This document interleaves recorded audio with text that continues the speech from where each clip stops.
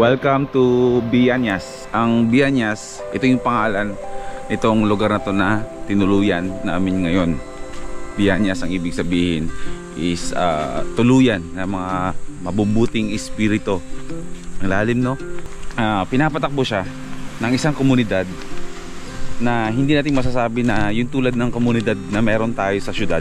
Lahat na nakikita nyo dito sa napakaganda at payapang lugar na to, ang namamahala nitong Bianyas na to is tribo. Kumbaga, indigenous people. Itong lugar na to dito sa west, walang kuryente. And welcome back to another episode. Ilang tulog na lang mga first timers at Philippine loop na. Pero bago yon, Palawan hits muna tayo. Masasalangit pa, ano pa? Antok na ako na, Hoisey. Hindi pa tayo maalis. Gamit ang Bajaj RE, kasama ang kaibigan ko si Gino at si Jules, at ang kaibigan naming Palawenyo na si Mayor, or mas kilala sa Just Ride Palawan. At ngayong gabi ay dadayo kami sa west coast ng Palawan. Okay, tuloy tayo sa biyahe natin. Mula dito sa Puerto Princesa ay pupunta tayo sa west. Hindi ko alam kung ano meron doon, pero pupunta tayo doon. Kaya nga tayo pupunta doon para malaman natin kung anong meron doon. Tama. Challenge ang biyahe namin na to. Dahil ang pupuntahan namin sa lugar ng west ay ang lugar na wala talagang kuryente. Kung natatawa ang mga kaibigan ko dahil bit ko ang portable power station hanggang Palawan. Ano nakalusot? Ha? Nakalusot. Eh mamaya, magpapasalamat kayo lahat sa akin.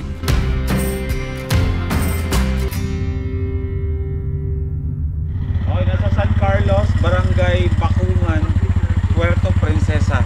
Ang nag-iisang tindahang bukas bago tayo pumasok sa lugar na wala nang enjoy street lights, kumbaga walang kuryente, madilim. Ang ba ito? Itong mga aso na to dito, sana ito sa mga tao kasi may mga bisita dito sa lugar na ito pumupunta.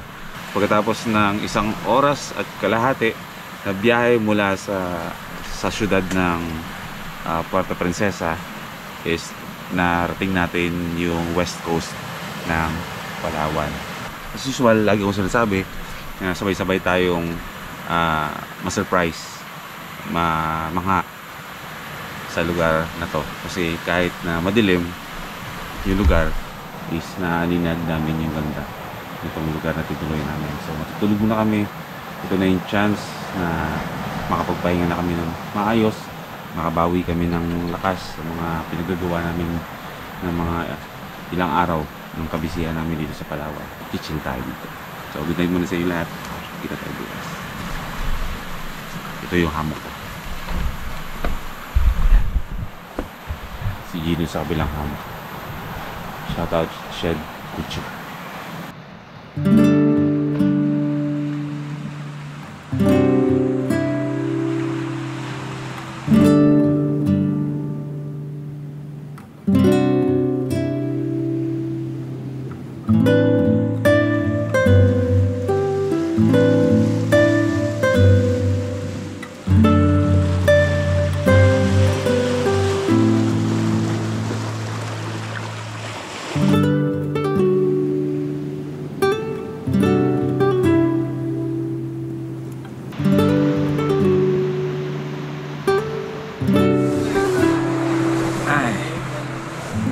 Halika nga dito. Ang bait-bait mo, binantayan mo ako magdamag, tinabihan mo ako. Ang bait mo. Gagi, mahal ako ng aso.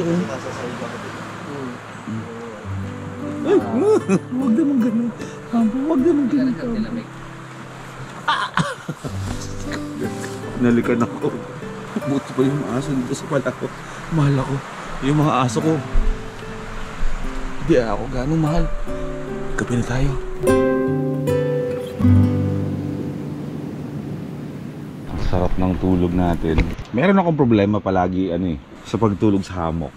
Marami akong hammock pero ngayon lang ako natulog ng diretso na magdamag sa hammock. Yung hammock ko sa van, props. Ngayon magagamit ko na talaga siya kasi nagamit ko na siya na maayos. Nakakatulog naman pala ng maayos sa hammock.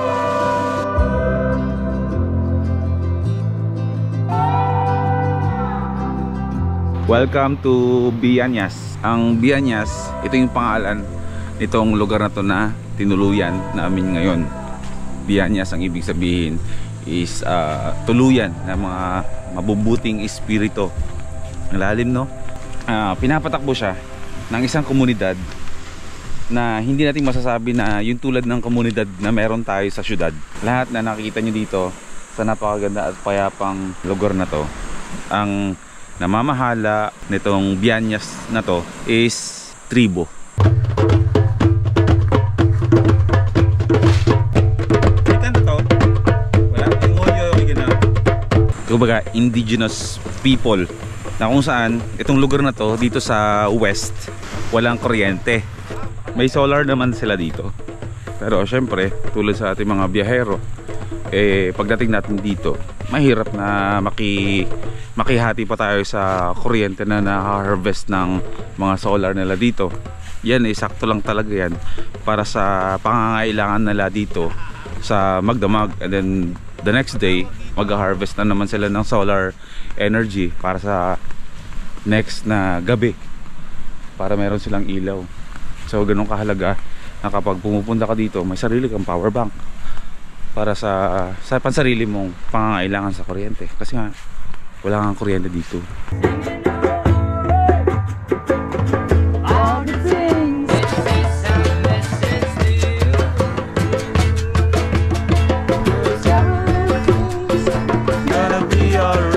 Kahit na nandito sila sa ganitong lugar na medyo malayo talaga sa kabiasnan at pinili yung ganitong klaseng pamumuhay, yung mga karamihan sa mga nakilala kong mga ganito, na kung tawagin sila ng mga turista, is sila yung mga tinatawag na lokal. At karamihan sa mga naging kaibigan ko ng mga lokal sa ganitong klaseng lugar is lahat sila connected sa music, connected sa arts, surfers, skateboard. Yun yung hobby nilang gawin. Isa to sa mga gusto nilang gawin talaga, at ito yung pinagkakitaan nila. Ay grabe, ang gaganda ng mga kulay. 1, 2, 3, 4. Parang alubihan. Support local. Sa loob to ng camper van natin. Ay, pero bilib talaga ako sa kanila. Ilang taon na kayo mga boss? Si Macro 20, si Vincent, ay si John Lloyd 19, si Christian 19. Sa ganyang edad, nabuo na nila yung mindset na mas masarap mabuhay ng simple. Na-achieve ko na yung goal ko na makahanap ng taong sarili ko ng mindset kagaya niyan. Ang hanap buhay lang talaga nila dito is yung pagtatanim ng mga gulay-gulay, at yun din yung nagsusustain sa kanilang daily living para mabuhay sa lugar na to. Kasing literal gardening, ito yung mga bagay na ginagawa natin ng mga elementary tayo sa mga probinsya, yung mga school sa mga probinsya natin. Naranasan ko rin yung magganyan. Pagandahan ng loan kung tawagin. Lahat ng kinakain nila dito is galing sa works ng kanilang mga kamay. Matang lawi! Talaga? Seryoso ba yan? Hindi yung joke? Seryoso. Kailangan ba? Oo, inahalikan. Paras, Oo nga, bago pupunta dito. Ito, hinahalikan. Pag hinahalikan to yung bato na to pag pupunta dito. Kung mga kaibigan, pinagtitripan na tayo ni Just Right. Nung una namin punta dito, humalik din kami dito. O sige, bilang paggalang, kung totoo man o hindi, bilang paggalang sa isang lugar, gawin natin. Wala namang mawawala. Kaya nga, umukha lang tayong tanga. Pero wala namang mawawala. Ikaw mo na, Sorry, mahal. Yan, grabe. Ako rin naman. Ay! Yun! Napagalaman ko sa mga ilog, ayon kay Kuya Boy P, ang ilog daw pagkatahimik, malalim. At kapag naman ito ay maingay, mababaw. Baw. Matang lawi. Ang kagandahan sa lugar na to, actually sa buong Palawan, na itong isla nila na to ay hindi lang basta-basta puro dagat lang. Kasi syempre sa ating mga taga Luzon, sa ating mga taga Maynila, pag sinabing Palawan, Coron, El Nido, magagandang beach. Pero dito namin nalaman, nung nandito na mismo kami at kunento sa amin, pagpasok mo ng Palawan, nandun lahat. Merong karagatan, merong kabundukan, na kung saan nakikita nyo dyan sa drone shot, para kang nasa Alaska. parang may mga nyebe sa tuktok ng kabundukan dito. Nagdudugtong ang tubig dagat sa lupa, parekta sa kabundukan. At yung kabundukan naman ay humahalik sa mga kaulapan. Sa kanang bahagi nitong lugar natin na tinuluyan ngayong araw, ito yung karagatan na medyo mabato. Pero sa dulo nito, andun yung Long White Beach na tinatawag. Pero isipin nyo, isang lugar lang yung pinuntahan natin, pero may dalawang variations ng klase ng karagatan. Dahil sa gitna ng mabatong karagatan at Long White Sand Beach, eh meron ding katabing ilog dito.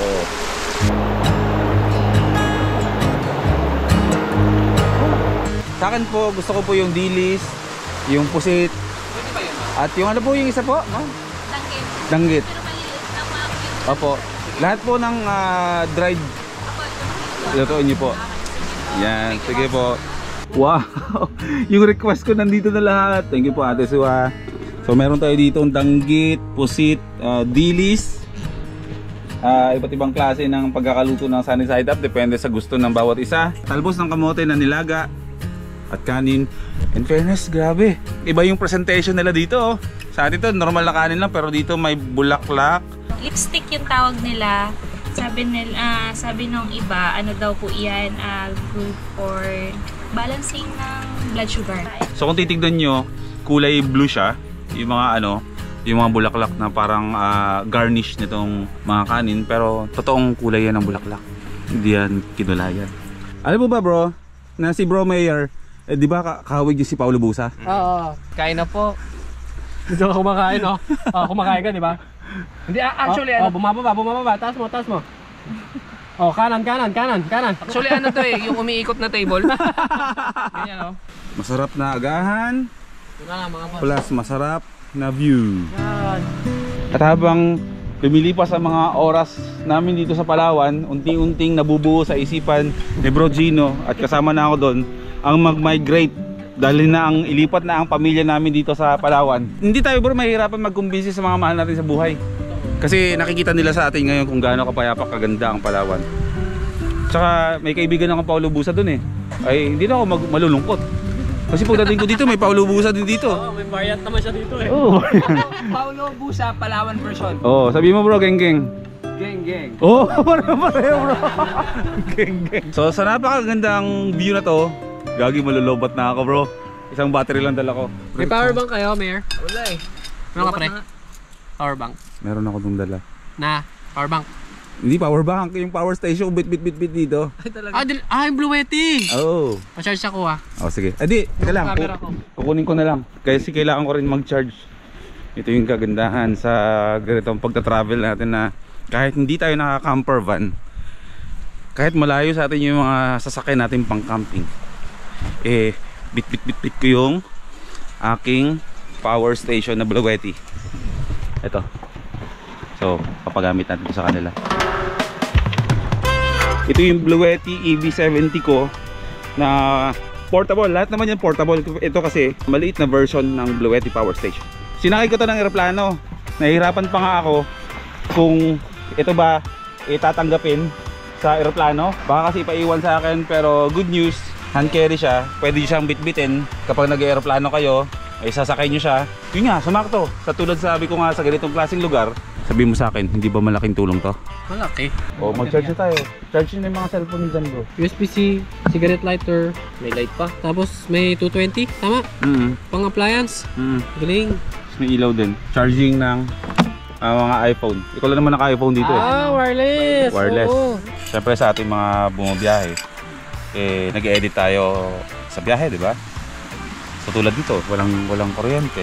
Makakapag-charge ako ng laptop ko dito. Makakapag-edit ako. Tuloy yung upload natin.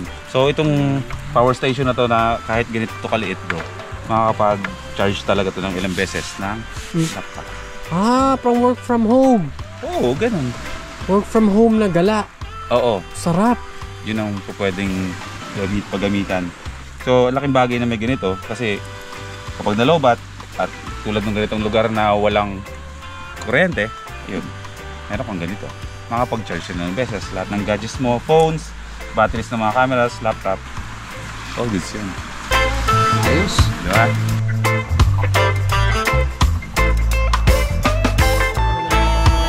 Yan yung mga setup namin doon. sa isla. Ganyan lang kami doon, no? Yan. Yan, dyan kami binagyo. O Gino, Gundo, men. ilipat na tayo sa ano? Palawan. So paano? Tutuloy na tayo. Pauwi na tayo ng Manila, hawak-hawak mo pa rin yung Blue Yeti na yan. Eh, ganun talaga eh. Hindi, kahit saan talaga ako magpunta bro, dadalhin ko to kasi malaking tulong na to sa yan. Ay, natuwa ako dahil sa gitna ng kawalan nakapag-charge ako ng cellphone ko. Pagi, anayin mo ng Blue Yeti. Pangatlo mo na yan. Tingin ko, dapat ka nang maghanap ng deserving na magkaroon yan. Pamanahan mo yan. Nangalin na ang noong Blue Yeti. Itong Blue Yeti na bago mo. Pangatlo mo na yan eh. Pero hindi ito. Hindi yan. Kasi gamit ko na to eh. Bago? Bago. Mamimigay ka ng bagong Blue Yeti? Kung gusto nila. Sige, magpaparapol ako ng isang Ayan! ng Blue Yeti. Pero syempre hihingi ako sa Blue Yeti. Para from Blue Yeti and Boy first time. Yan! Para may experience naman sila. Hindi ito. Kasi gamit na to eh. Ilang beses ko na nauntog to eh. Ganda Pero gusto ko yung mananalo, bibigyan nila ang Blue Yeti ng dahilan kung bakit karapat dapat silang bigyan ng Blue Yeti. Diba? Tama. O yan. Dito sa video na to, nasa comment section, diba? Nasa baba. Explain nyo dyan kung bakit gusto nyong magkaroon ng Blue Yeti. Kung Yan. ano ang maitutulong ng Blue Yeti sa pang-araw-araw na buhay ninyo. Yan! At then, pipili ako at ang Blue Yeti at may chance kayong manalo ng Blue Yeti EV70. Exciting!